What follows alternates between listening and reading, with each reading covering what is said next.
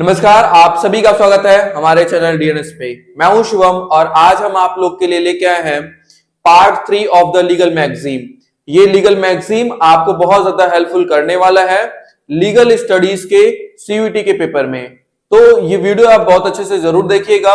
और ये legal magazine जो है ये थोड़ा सा देखिए आपको डिफिकल्ट लग रहा होगा, क्योंकि पहली बार जब कोई भी इंसान देखता है किसी नई चीज को तो बहुत अनजान सा लगता है वो। पर अगर आप इसको एक बार दो बार अगर देख लोगे, इसको हैंड रिटन नोट्स में अगर आप लिख लोगे तो आपको बहुत आसानी से ये चीजें याद हो जाएंगी। और मैं आपको बता दूं कि यहाँ से 2 से 3 क्वेश्चंस हर साल देखने को मिलता है। यानी आप अगर 40 से 50 वर्ड मीनिंग जैसा ही है, ये थोड़ा सा भी नया लग रहा होगा, उतना नहीं समझ में आ रहा होगा, वीडियो को अगर आप 1 से 2 बार देखेंगे तो आपको ये चीजें आसानी से समझ में आ जाएगी। इसके बाद के जो भी चैप्टर्स हैं वो बहुत आसान है। देखिए, आसान इन द सेंस कि वो आप कनेक्ट कर पाओगे, उसको एक ही बार में आप समझ पाओगे। पर लीगल मैगजीन थोड़ा सा डिफरेंट है, इसके वर्ड्स के प्रोनाउंसिएशन भी अलग अलग होते हैं, इसलिए आपको ये समझ में नहीं आ रहा होगा अभी फिलहाल। ठीक है, मैं आपके दिमाग की स्थिति को समझ रहा हूं अभी, पर अभी आपको करना क्या है, ये सबके साथ हो रहा होगा। ठीक है, कोई ऐसा बच्चा नहीं होगा जो पहली बार देखे उसको सब कुछ समझ में आ गया होगा, बिकॉज लीगल मैगजीन बिल्कुल एकदम अलग चीज है जो अभी तक आपने पढ़ा नहीं था। तो इसलिए आपको उसको 1 से 2 बार एटलीस्ट 2 टाइम्स वीडियोस को देखें, उसके बाद उसके हैंड रिटन नोट्स को अपने बना ले, वर्ड मीनिंग को, एग्जांपल्स को लिख लें, उसको रिवीजन करें, तब आप कर पाओगे। और इसके बाद हम एमसीक्यू प्रैक्टिस भी कराने वाले हैं, यानी लीगल मैगजीन का ये लास्ट क्लास है पार्ट 3। इसके बाद आपको इसके प्रैक्टिस कराने वाले हैं, प्रैक्टिस लाइव कराया जाएगा, जिससे आप देखो आप क्या करना है, इसको 2 बार देख लो, रिवीजन कर लो, उसके बाद हम क्या कराएंगे, आप लोग की प्रैक्टिस कराएंगे। साथ ही साथ उसके पीवाईक्यू को भी हम एमसीक्यू फॉरवर्ड में लेके आएंगे और देखिए आपके कितने क्वेश्चंस बन पा रहे हैं।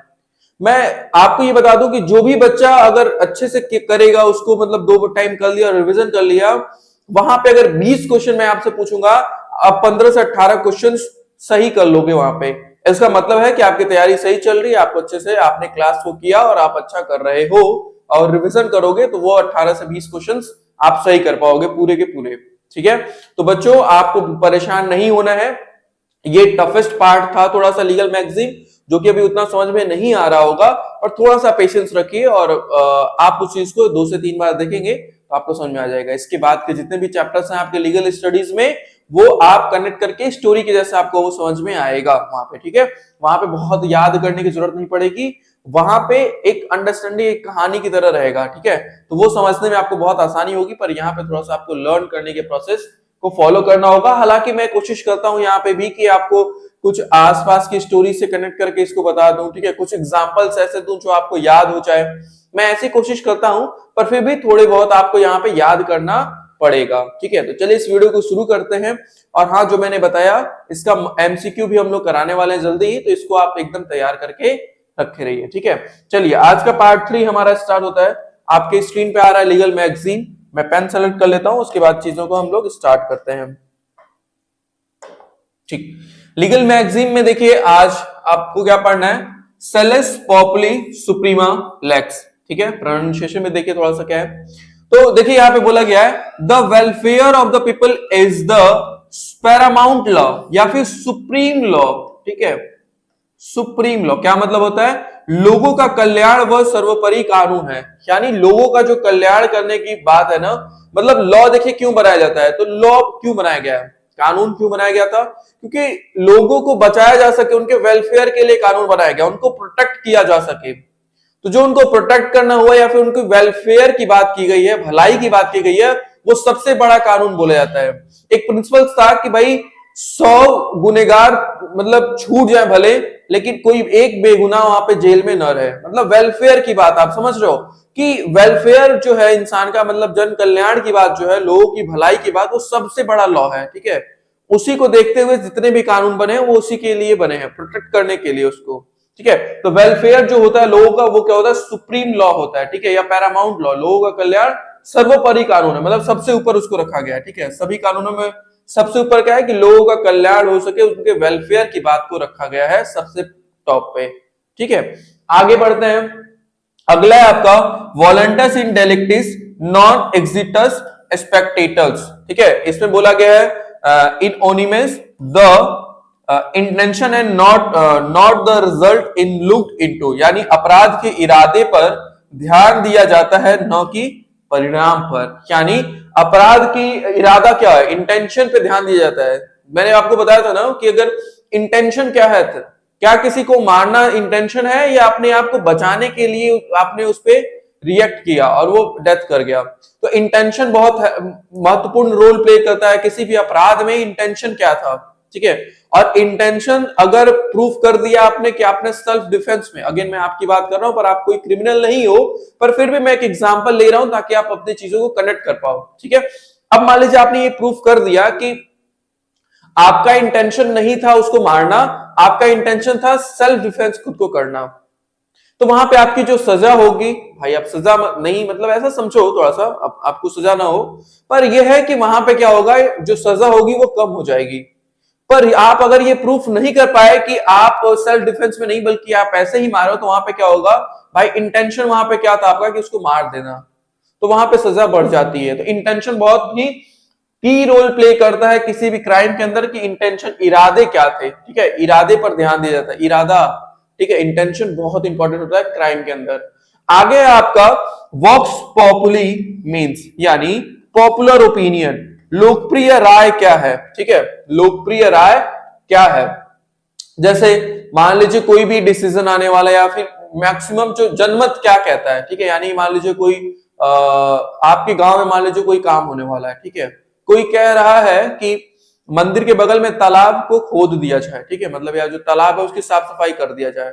अब 20 लोग बैठे थे, वहां पे हुआ कि भाई चंदा लगा के जो मंदिर के बगल में तालाब था, हुआ कि उसकी सफाई कर दिया जाए, ठीक है। अब सफाई करने की बात आई तो वहां पे ये बोला गया कि यहाँ पे 500-500 रुपए लगेंगे।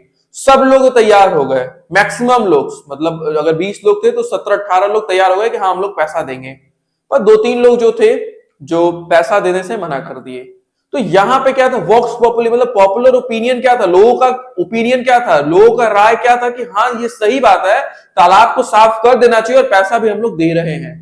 तो जो ओपिनियन रखा गया, मतलब जो जनमत की बात की गई कि भाई अगर 20 लोग बैठे हैं तो उसमें से मैक्सिमम लोग क्या चाहते हैं, तो मैक्सिमम लोग चाहते हैं कि तालाब की सफाई हो जाए। तो यहाँ पे वॉक्स पॉपुली को यूज किया गया कि यहाँ पे मैक्सिमम लोग कोई चीज को चाहते हैं कि ऐसा हो जाए, तो उसको हम बोलते हैं वॉक्स पॉपुली बोलते हैं, ठीक है। पॉपुलर ओपिनियन या फिर लोकप्रिय राय, ठीक है।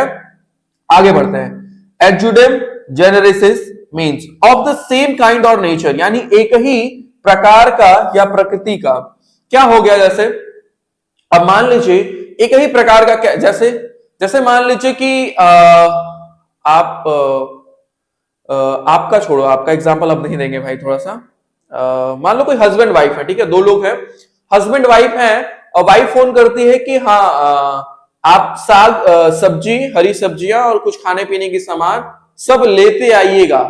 सब में क्या आ गया कि उसी प्रकार की बात कर रही है, यानी खाने पीने की ही चीज, और सब लेते आइएगा, जो समझ में आएगा वो खाने पीने की सीजन, और सब लेते आइएगा। सब में क्या आ जाएगा, मतलब वो उसी प्रकार की बात कर रही है। अब उस सब में आप ये नहीं कि बाइक ले लोगे, कार ले लोगे, ठीक है, ऐसी चीजें, या फिर वॉशिंग मशीन ले लोगे, ठीक है, मिक्सर ले लोगे, ये सब्जियों में नहीं आएगा, उसी प्रकार में नहीं आने वाला है, उसी जैसा, ठीक है। तो बात समझ में आए, जैसे उसी प्रकार में सब्जी की बात किया तो सब्जी ले सकता है, ग्रोसरी का सामान ले सकता है, एक ही प्रकार के है ना वो सब्जियां, ग्रोसरीज, ये सब्जियां है तो सब्जियों में जितनी भी चीजें हैं वो क्या है, एक ही प्रकार की है। ग्रोसरी जो है वो एक ही प्रकार का है। पर सब्जी और जो इलेक्ट्रॉनिक सामान, जैसे मैंने बताया कि वॉशिंग मशीन हो गया, फ्रिज हो गया, कूलर हो गया, ये सब दोनों अलग अलग है, एक प्रकार के नहीं है, ठीक है। तो जहां एक ही प्रकार की बात हो रही है वहां पे क्या हम बोलते हैं, एडजुडेम जनरलिस। एक ऐसा ही केस था, मुझे केस का नाम तो एग्जैक्ट याद नहीं आ रहा है, पर एक मिठाई को लेके केस था, और वो यूपी का ही केस था। ये केस सुप्रीम कोर्ट में चला गया था। उसमें ये बोला गया था कि जो आपके गजक होते हैं, ठीक है, और गजक होते हैं, और उसमें ये बोला गया कि क्या टॉफी को स्वीट बोला जाएगा कि नहीं, क्या वो जो मिठाई होता है, मिठाई में टॉफी को रखा जाएगा या नहीं, ठीक है। तो वहां पे सुप्रीम कोर्ट का डिसीजन आया था कि मिठाई के अंदर चॉकलेट को नहीं रखा जाएगा। रीजन क्या था कि वो सबके अंदर, मतलब मिठाई में चॉकलेट नहीं आता है। रीजन क्या था कि मिठाई देखिए क्या होता है, हर दुकान पे हलवाई या फिर एक जनरल पब्लिक बना लेता है, पर जो टॉफी होती है ये कोई भी इंसान जनरली नहीं बना पाएगा। जो टॉफी है ये क्या होगी, फैक्ट्री में ही बनती है। यानी मिठाइयों में क्या है, ये अलग है, ये उसी प्रकार का नहीं है, वो एड्यूजम जेनरिस नहीं है। टॉफी क्या है, एड्यूजम जेनरिस नहीं है, क्योंकि वो मिठाई के प्रकार की नहीं है। उसको आम इंसान या आम हलवाई नहीं बना सकता है, वो फैक्ट्री में ही कहीं स्पेशलिस्ट बनती है, मतलब स्पेशलाइज जगह पे वो बनती है। पर मिठाई की बात करें तो हर गली नुक्कड़ पे क्या होगा, मिठाई की दुकान होती है, वहां पे आपको मिठाई मिल जाएगी और कोई भी नॉर्मल इन पर्सन है वो मिठाई बना लेता है। तो मिठाई के अंदर चॉकलेट को नहीं रखा गया था, वहां पे बोला गया था एड्यूजम जेनरिस चॉकलेट के लिए कि वो नहीं है, ठीक है, उसके अंदर नहीं आता है। तो एक ही प्रकार या एक ही नेचर का होगा। इसमें ऐसे यूज किया जा सकता है कि क्राइम में भी यूज किया जाता है कि एक ही प्रकार का था, ठीक है, उसमें ये चीजें यूज किया जा सकता है। आगे हम बढ़ते हैं, नेक्स्ट है हमारा एक्स ग्रेशिया। एक्स ग्रेशिया का मतलब होता है पेमेंट मेड आउट जेन्युइनिटी, यानी भुगतान उदारता से किया गया।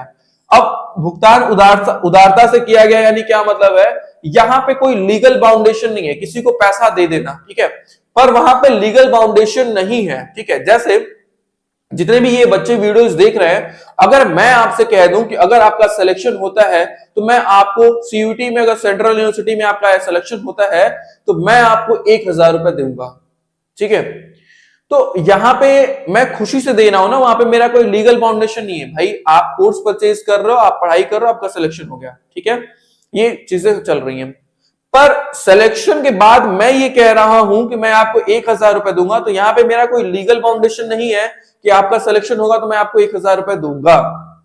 यहां पे क्या, मैं अपनी खुशी से कोई काम कर दे रहा हूं, ठीक है, यानी अपनी इच्छा से, वहां पे कोई लीगल बाउंडेशन नहीं है। जैसे एक और एग्जांपल लीजिए कि मान लीजिए कहीं पे कोई इंसान है जो सबकी हेल्प कर रहा है वहां पे, ठीक है, या फिर आप किसी के शादी में गए, वहां पे देख रहे हो कि वो जो शादी करा रहा है उनकी बेटी की शादी है, उनके यहाँ फाइनेंशियल थोड़ी सी दिक्कत हो रही है।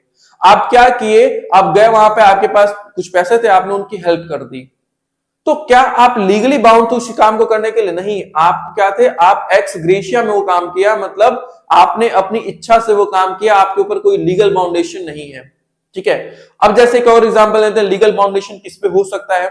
जैसे मान लीजिए कि किसी व्यक्ति का एक्सीडेंट हो गया, उन्होंने इंश्योरेंस लिया था, तो इंश्योरेंस कंपनी क्या है, वहां पे लीगल बाउंडेड है कि उसको वो पैसा पे करना पड़ेगा। उनको जो पैसा था एक्सीडेंट का, एलआईसी के इंश्योरेंस जो कराया गया था, वो पैसा उनको पे करना पड़ेगा।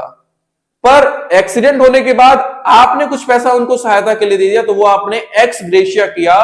पर अगर इंश्योरेंस कंपनी वाले ने किया वहां पे, तो वो क्या है, उसकी लीगल बाउंडेशन है, लीगल उसको क्या है करना पड़ेगा, लीगली उसको करना पड़ेगा। X gratia payment made out generosity, यानी भुगतान उदारता से किया गया, कोई लीगल बाउंडेशन नहीं है, ठीक है। आगे है आपका एड वोलरम, ठीक है, एड वोलरम अकॉर्डिंग टू वैल्यू, यानी मूल्य के अनुसार, कोई ऐसी चीज या जो मूल्य के अनुसार ही हो। जैसे मान लीजिए एक्सीडेंट की बात हम कर रहे थे, तो चलिए वापस एक्सीडेंट पे चलते हैं। अब एक्सीडेंट पे चलने पे एक बहुत फनी बात याद आ गई कि एक आपने शायद वीडियो भी देखा होगा यूट्यूब पे, मैं ऐसे शॉर्ट्स देख रहा था, स्क्रॉल कर रहा था, तो देखा था कि एक मुर्गा मर जाता है, तो वो लड़का जो रहता है वो कहता है उससे, जो बाइक राइडर रहता है वो कहता है कि भाई इसके पैसे ले ले मुझसे। तो वो कह रहा है कि मुझे ये मुर्गा 10,000 का था। अब बताओ, एक छोटा सा मुर्गा कह रहा हो कि 10,000 का था, 10,000 दो मुझे। तो क्या वो अकॉर्डिंग टू वैल्यू था? क्या उतना वर्थ इट था वो मुर्गा 10,000 रुपए का? तो उसने बोला कि चलो ठीक है, एक काम करते हैं, मैं पैसा तो नहीं दे रहा हूँ, मैं ऐसा ही सेम मुर्गा तुम्हें चलो मार्केट से दिला देता हूँ। वो बाइक से बिठा के ले गया उसको, 300-400 रुपए में क्या किया उसको, वही उसी टाइप का मुर्गा उसको दिला दिया। तो वहां पे क्या हुआ, मूल्य के अनुसार, यानी जो उसका जो मुर्गा मरा था उसके बदले उसने क्या किया, मार्केट से उसको खरीद के दूसरा मुर्गा दे दिया। वहां पे क्या हुआ, एड वोल्ड्रम उसने किया अकॉर्डिंग टू वैल्यू। पर जो लड़का 10,000 रुपए मांग रहा था कि भाई ये मुर्गा मेरा 10,000 का है, मुझे 10,000 रुपए दो, क्या ये अकॉर्डिंग टू वैल्यू था? क्या वो 10,000 का मुर्गा होगा? जी नहीं, ऐसा नहीं था। तो एड वोल्ड्रम का मतलब होता है अकॉर्डिंग टू वैल्यू, यानी उसके मूल्य के अनुसार ही बात करना, ठीक है। आगे हम बात करते हैं, और उतना ही ले सकते हो आप, मूल्य के अनुसार ही ले सकते हो। अब मुर्गा मरा है तो आप 10,000 रुपए क्लेम नहीं कर सकते, ठीक है, जितनी उसकी वैल्यू है उतनी ही मिलेगी। एड इनफ्रीम का मतलब होता है इन द मीन टाइम, यानी इसी बीच में, किसी के बीच में, या फिर किसी अंतराल के बीच में कोई काम ऐसा कर देना, ठीक है, किसी दो समय के बीच में कोई काम को हम क्या बोल सकते हैं, इन एड इनफ्रिम, या फिर इसको कह सकते हैं और कि मान लीजिए कोई ऐसी चीज हुई जो अनिष्ट मतलब आपातकालीन कुछ समय के लिए लगाया गया हो, कुछ समय के लिए कोई चीज इंप्लीमेंट की जाए तो उसको हम क्या बोलेंगे, एड इनफ्रिम। या कुछ समय ऐसा दे दिया कि इसके बीच में क्या होगा कि ऐसा कर्फ्यू लग जाएगा, तो एड इनफ्रिम का यूज किया जाता है। मतलब किसी दो समय के बीच में किसी चीज को कुछ मतलब टेम्पररी चीज या लॉ को यूज करना, वहां पे एड इनफ्रिम बोला जाएगा, यानी उसके बीच में। जैसे एग्जांपल दे देते हैं, मान लीजिए आज गवर्नमेंट को लग रहा है कि भाई हो सकता है यहाँ पे दंगा होने के चांसेस है, तो उसने क्या कह दिया कि आज से लेके 10 दिन तक या एक हफ्ते तक यहाँ पे 144 लागू हो जाता है, धारा 144 लागू हो रहा है। तो कुछ समय के लिए ना, मतलब पर्टिकुलर समय के लिए अगर कोई चीज यूज की जा रही है तो उसको हम क्या बोलते हैं, एड इनफ्रिम, यानी इन द मीन टाइम, इसी बीच में किसी दो समय के अंतराल में जो अगर कोई नई चीज मतलब कुछ समय के लिए यूज हो रही है तो उसको हम बोल देते हैं एड इनफ्रिम। ठीक है, आगे आपका लेक्स फॉरी। लेक्स लॉ की मैंने बताया था लॉ ऑफ अ नेशन और अ प्लेस, वैसे ही लेक्स फॉरी है। लेक्स फॉरी का मतलब क्या हो गया, the law of the forum और अ कोर्ट, यानी मंच या अदालत का कानून। ठीक है, जैसे लॉ ऑफ अ नेशन होता है वैसे लेक्स फॉरी भी होता है, यानी उस जो कोर्ट है या फिर वो जो प्लेस है वहां का क्या कानून है, या फिर मंच है या फिर कोर्ट की बात करें तो वहां का क्या कानून है उसके बारे में लेक्स फॉरी यहाँ पे बात करता है। तो दोनों में कंफ्यूजन मत रखिएगा, लेक्स लॉ की है वो। ठीक है, आगे आपका स्टेटस क्यू। ठीक है, स्टेटस क्यू का मतलब होता है to maintain past state of affairs, यानी अतीत की स्थिति को बनाए रखने के लिए। ठीक है, या फिर बना मतलब उसी स्थिति में है। जैसे मान लीजिए कहीं पे जो लैंड स्लाइडिंग होता है, रोड पे गिर गया था मलबा, ठीक है, तो अब मलबा गिर गया था, आप जा रहे थे, उसके 15 दिन बाद भी आप गए तो देखिए कि वो सारा मलबा वैसे ही पड़ा है, तो वहां पे क्या यूज होगा, वहां पे आपका यूज हो जाएगा स्टेटस क्यू, यानी उसी स्टेट में जैसा पहले था, यानी 15 दिन पहले जिस अवस्था में था जैसे था वैसे अभी भी है।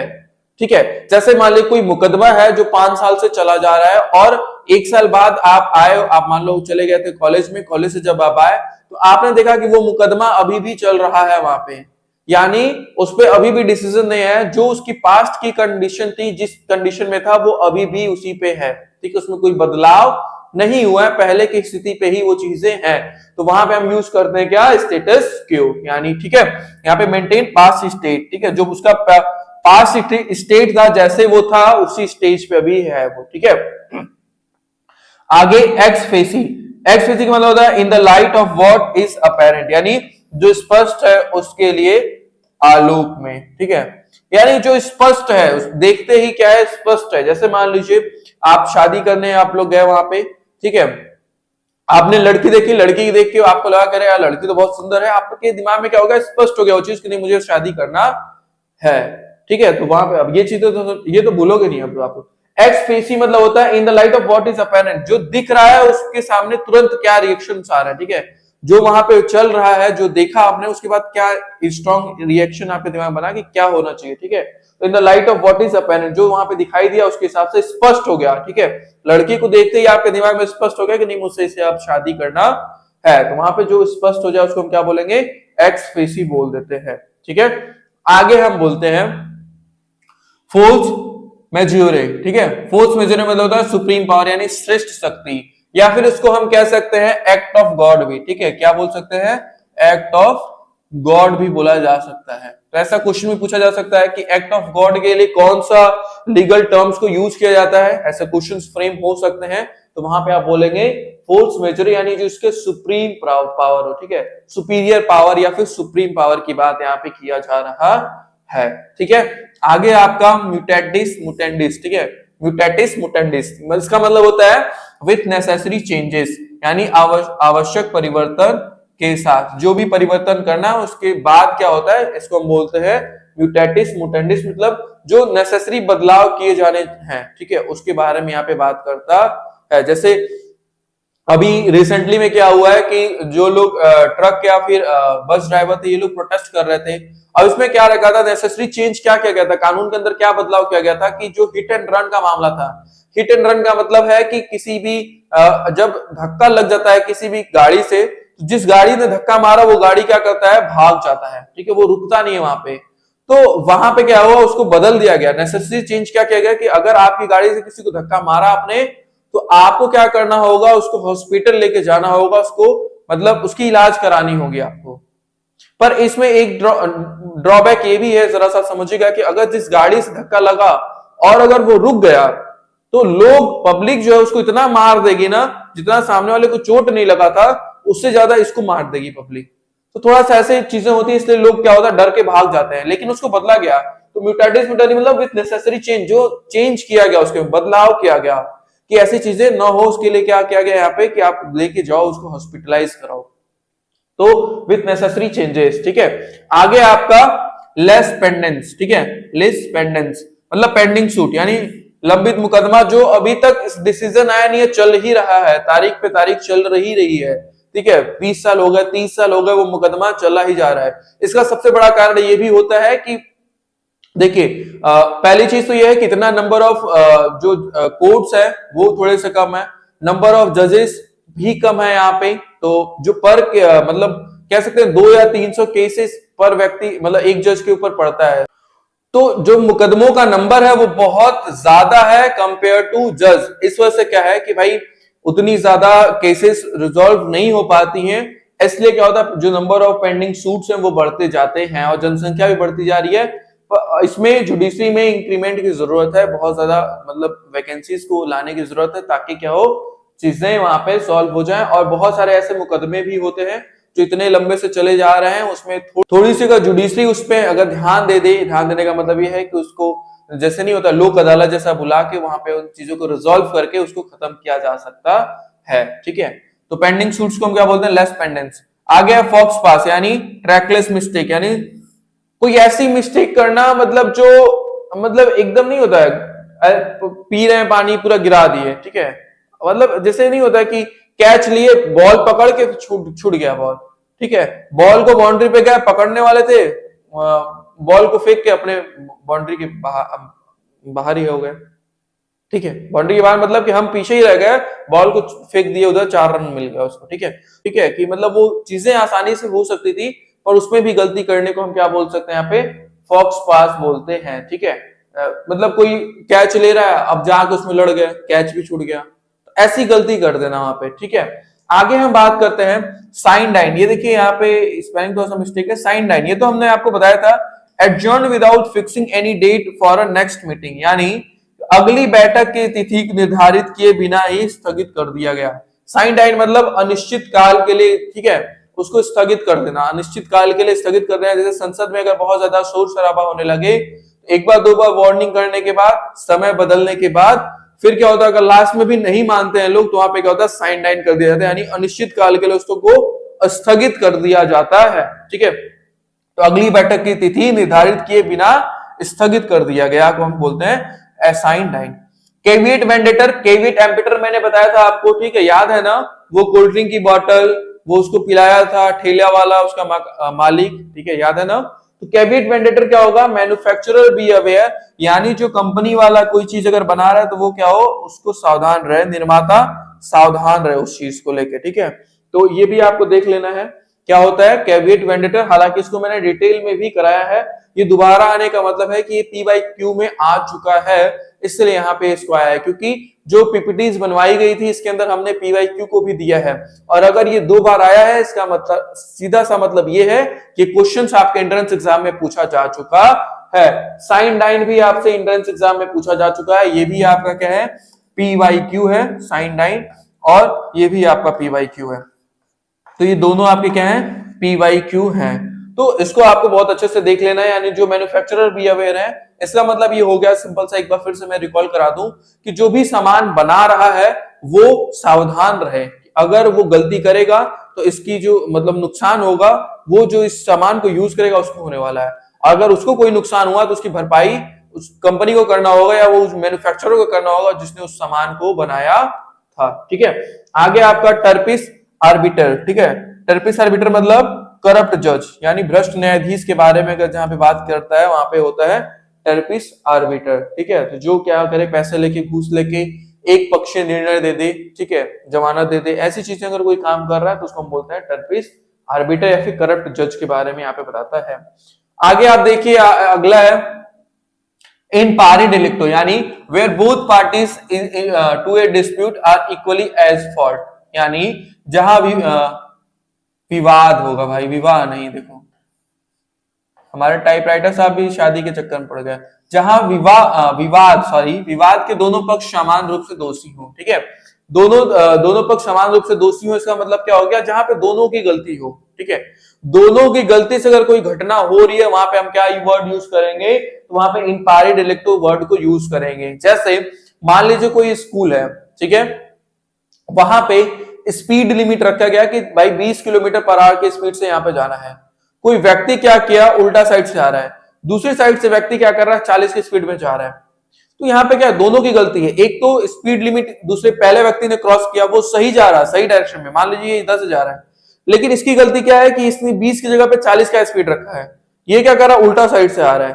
ठीक है, इसकी भी गलती है कि रॉन्ग साइड से आ रहा है, और ये 20 से कम की स्पीड में है, ठीक है, स्पीड लिमिट क्या रखा गया, 20 का, अब ये 20 से कम है लेकिन उल्टा साइड से आ रहा है, यानी इसकी भी गलती है, स्पीड लिमिट से तो कम है पर उल्टा साइड से आ रहा है, ये क्या सीधा साइड से जा रहा है पर इसकी स्पीड 40 है, तो ये भी गलती है कि स्पीड लिमिट से इसकी ज्यादा है, और ये दोनों जाके आपस में लड़ जाते हैं।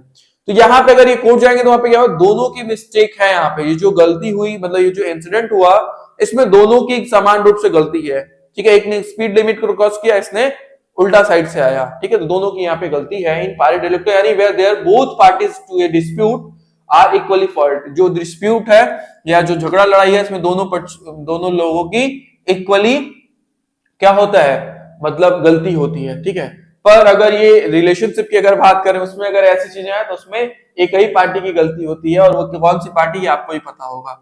पर्सोना नॉन ग्रेटा, यानी एन अनएक्सेप्टेबल पर्सन, ठीक है, ये अस्वीकार व्यक्ति, जैसे मान लीजिए पर्सोना नॉन ग्रेटा का मतलब एक एग्जांपल है, जैसे राजदूत होते हैं ना, अलग अलग देश के वो आते हैं, तो अगर राजदूत आते हैं तो उनको वेलकम किया जाता है हर कंट्री में, ठीक है ना, आप उनके ऊपर केस ला सकते हैं ना, आप उनको मतलब जेल डाल सकते हैं, ठीक है, ऐसी चीजें आप उनके ऊपर नहीं कर सकते हैं। पर किसी का देश का राजदूत, मान लीजिए पाकिस्तान से कोई राजदूत आने वाला है हमारे यहाँ, हमने बोल दिया कि भाई हम क्या करने वाले, पब्लिक नोटिस दे दिया कि हम राजदूत है, या फिर जो मैसेज लेके आते हैं उनके ऊपर हम लोग पूरा मतलब वैसे ट्रीट नहीं करेंगे, इसका सिंपल सा मतलब है कि हम उनका अनवेलकम कर रहे हैं, हम नहीं चाहते कि वो हमारे देश में आए, ठीक है, तो उनको अस्वीकार करना, मतलब हम नहीं चाहते कि वो हमारे यहाँ आए। जिसे राजदूत क्या होता है, वेलकम किया जाता है, भाई आप आइए, और हम नोटिस निकाल दे कि नहीं है ऐसा, मतलब हमने कोई रीजन दे दिया कि हम यहाँ पे केस चला देंगे, ऐसा कर देंगे, इसका सिंपल सा मतलब है कि हम ये चाहते हैं कि वो लोग हमारे देश में न, हम वेलकम नहीं करना चाहते हैं उस चीज को, ठीक है, तो अस्वीकार व्यक्ति मतलब उसको स्वीकार हम नहीं करना, अनवेलकम कर देना, ठीक है, क्या कर देना, अनवेलकम, पर्सोना नॉन ग्रेटा में अनवेलकम भी लिख सकते हैं आप लोग, ठीक है, वैसे भी पूछ सकते हैं।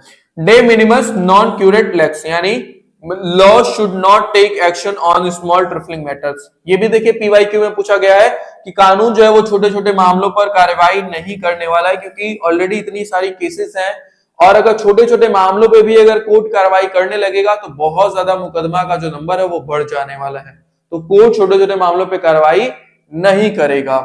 एक्स ऑफिशियो हो गया बाय वर्च्यू ऑफ ऑफिस, यानी कार्यालय के आधार पर, कार्यालय के आधार पे मतलब होता है एक्स ऑफिशियो में, आप ये भी समझ सकते हो, इससे क्या होते हैं, वॉइस प्रेसिडेंट होते हैं। अब वॉइस प्रेसिडेंट क्या है, वॉइस प्रेसिडेंट एक उनकी कुर्सी है, लेकिन जो व्यक्ति वॉइस प्रेसिडेंट रहेगा वही व्यक्ति एक्स ऑफिशियो, मतलब क्या हो गया कि by virtue of this office, उस ऑफिस के आधार पे वही क्या होगा, राज्यसभा का स्पीकर हो जाएगा।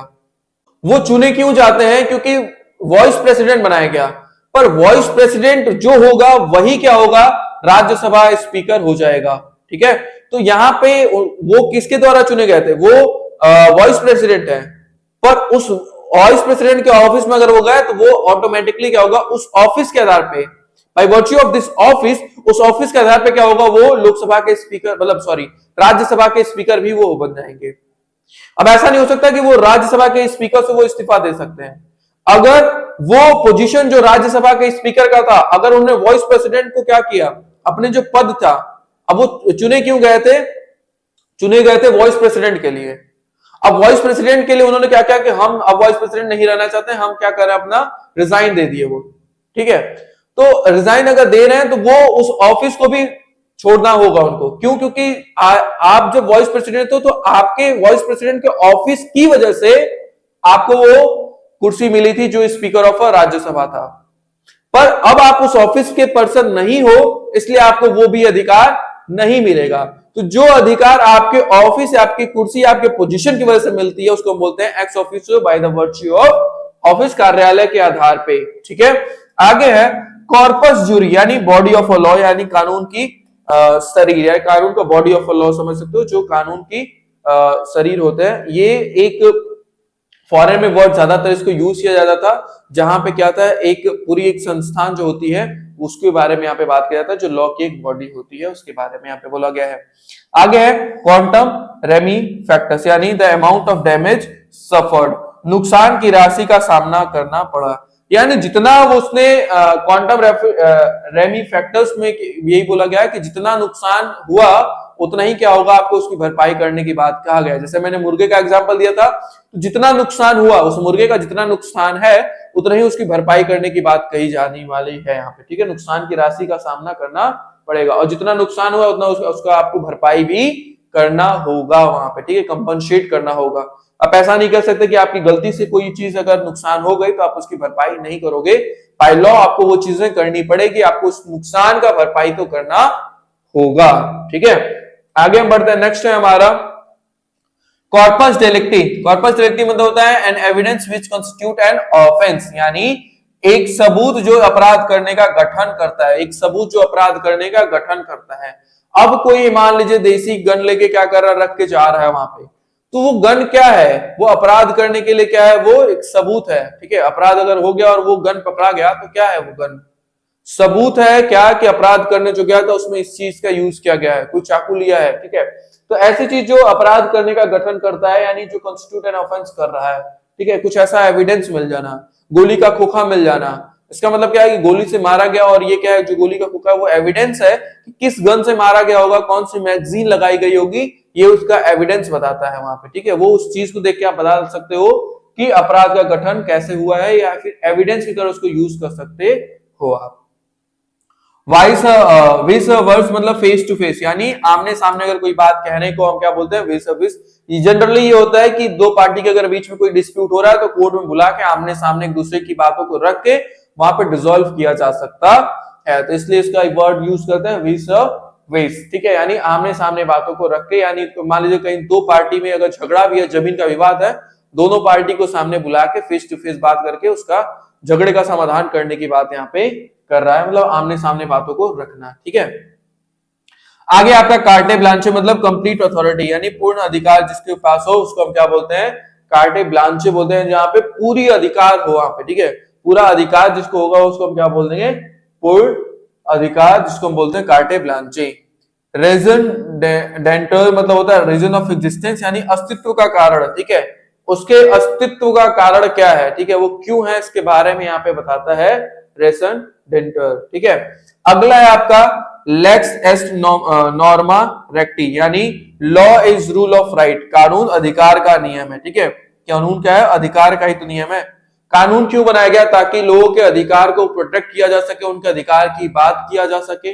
जो कानून बनाया गया था उसका सिंपल सा मतलब है कि वो रूल ऑफ राइट की बात करता है। क्या है, रूल ऑफ राइट मतलब कानून अधिकार का नियम है, अधिकार का नियम है। ठीक है, अधिकार क्या हो सकता है, जैसे कि कोई आपको परेशान ना कर सके। ठीक है, आप अपने घर में आसानी मतलब चैन से सो सको। ठीक है, आपका अधिकार है कि आप मतलब घूम सकते हो, तो ये सब क्या है, आपका अधिकार है यहाँ पे। ठीक है, तो उसको प्रोटेक्ट करने के लिए यहाँ पे बात किया गया है लेक्स एट एस नॉर्मा लेक्टी, यानी law is the rule of right, कानून अधिकार का नियम है। ठीक है, अधिकार देने की बात को कानून में किया गया है।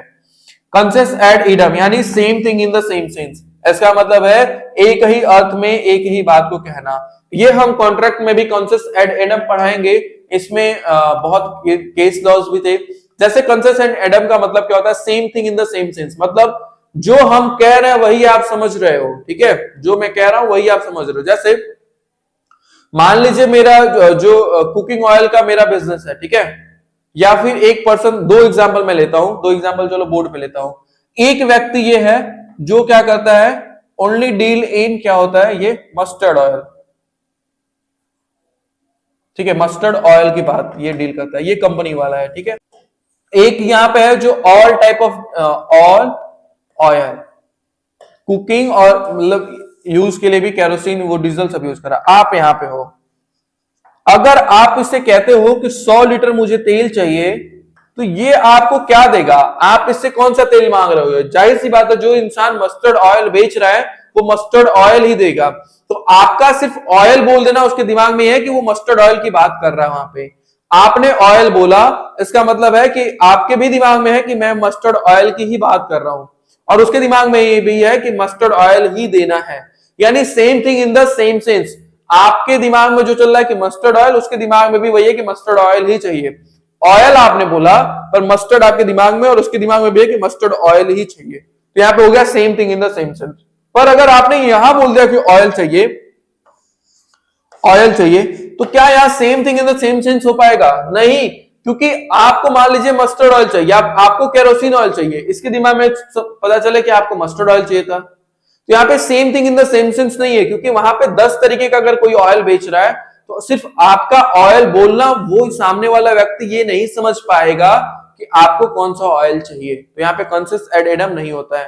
तो जहां पे same thing in the same sense, मतलब मैं जो कहना चाह रहा था वही आपके दिमाग में भी है, वही चीज आप भी सोच रहे हो, तो वहां पे हो गया same thing in the same sense. ठीक है, same thing in the same sense. तो ये आपको यहाँ पे याद रखना है।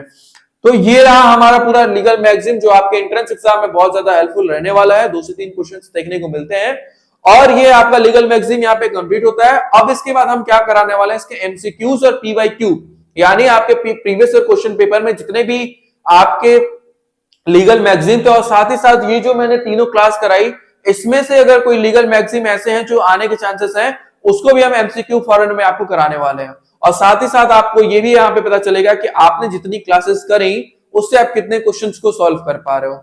एमसीक्यू सॉल्व करने से पहले एक जनरल सा मैं नोटिस दे देता हूं आपको। जो भी व्यक्ति मतलब एमसीक्यू सॉल्व करना चाहे, उससे पहले एटलीस्ट आप 2 टाइम्स इसको रिवीजन कर लीजिए। 2 टाइम रिवीजन करने के बाद ही, नोट्स को पढ़ने के बाद आप एमसीक्यू दीजिएगा। और जितना भी आपका मार्क्स आएगा वो आप कमेंट बॉक्स में बताने वाले हैं। और जो हमारे पेड बच्चे हैं उनका मार्क्स तो हमें ऑलरेडी डाटा मिल जाता है, तो उनसे मैं पर्सनली बात करने वाला हूं कि कैसे आपकी तैयारी चल रही है, क्या सब कुछ चलने वाला है। तो जो पेड बच्चे हैं उनको ज्यादा टेंशन नहीं लेना है, उनकी सारी डिटेल्स, उनका डाटा मेरे पास ऑलरेडी आ जाएगा। पर जो बच्चे ऐसे यूट्यूब पे करने वाले हैं वो बच्चे ध्यान रखिएगा, आप लोग कमेंट बॉक्स में अपने स्कोर्स को जरूर बताइएगा। और साथ ही साथ आपको पहले रिवीजन करने के बाद ही टेस्ट को देना है एमसीक्यू। ठीक है, उसका शेड्यूल भी दिया जाएगा। और साथ ही साथ जो बच्चे यूट्यूब पे देख रहे हैं, अगर आप हमारे बैच के साथ जुड़ना चाहते हो, सामर्थ्य बैच, इसके अंदर हम जितनी भी चीजें हैं, चाहे बीएलएलबी को लेके उसके लैंग्वेज का पेपर हो गया, इंग्लिश और हिंदी हो गया, चाहे आपके लीगल स्टडीज डोमेन में हो गया, या फिर आपका जनरल टेस्ट हो गया, ये पूरा सब कुछ हम लोग आपको कंप्लीट कराने वाले हैं। उसके वीडियोस, लेक्चर्स, उसके पीडीएफ आपको दिए जाएंगे। ठीक है, उसके मॉक टेस्ट, उसके प्रैक्टिस सेट, उसके नोट्स, ये सब कुछ आपको वहां पे मिलने वाला है। बहुत ही नॉमिनल फीस रखा गया है, जिसके अंदर सब कुछ हम लोग कराने वाले हैं। एट जस्ट 2000 रुपीज में आप इस कोर्स के साथ एनरोल हो सकते हो। बीएलएलबी के लिए कोर्स हमारा स्टार्ट हो चुका है, जिसके अंदर हम लोग सारी चीजें कराने वाले हैं। कोई भी इंफॉर्मेशन चाहिए, कोई क्वेरी हो आपको, तो आप हमारा टोल फ्री नंबर 6387986764 पे कॉल करके इंफॉर्मेशन ले सकते हो। इस बैच के साथ जुड़ने के लिए आप क्या कर सकते हो, प्ले स्टोर पे जाके डीएनएस एजुकेयर ऐप आप डाउनलोड कर लो। ठीक है, प्ले स्टोर पे आपको ये ऐप मिल जाएगा, डीएनएस एजुकेयर। आप ये ऐप इंस्टॉल करके और सीयूटी जो सामर्थ्य बैच है बीएलएलबी के लिए, उसमें एनरोल होकर अपनी पूरी तैयारी को अच्छे से कर सकते हो। आज के लिए इतना ही, मिलते हैं नई वीडियो के अंदर। और हम जो टेस्ट वाला है उसका भी शेड्यूल हम लोग जल्दी ही जाने वाला है। अब आगे की चीजें, यानी जो हमारे जो चैप्टर्स हैं उसको हम स्टार्ट करने वाले हैं, तो उसके लिए भी आप हमारे चैनल पे बने रहिएगा। वीडियो अच्छी लगी हो तो लाइक, सब्सक्राइब एंड शेयर करिए, और कमेंट भी जरूर करिएगा। आज के लिए इतना ही, थैंक यू सो मच।